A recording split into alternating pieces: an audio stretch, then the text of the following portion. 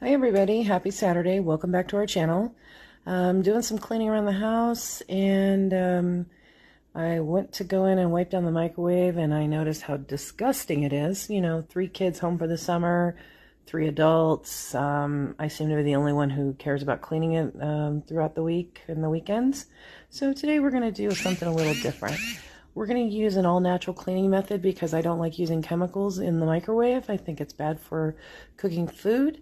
And so I'm going to try the steam method of putting a cup of water in and vinegar, but unfortunately I can't get the cap off my big white cleaning vinegar bottles, so I'm going to have to use apple cider vinegar.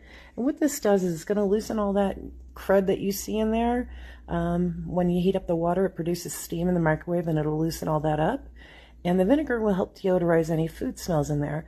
So I'm going to pour a little bit of vinegar into the water, and then we're going to put it in for up to 2 minutes to heat up the water.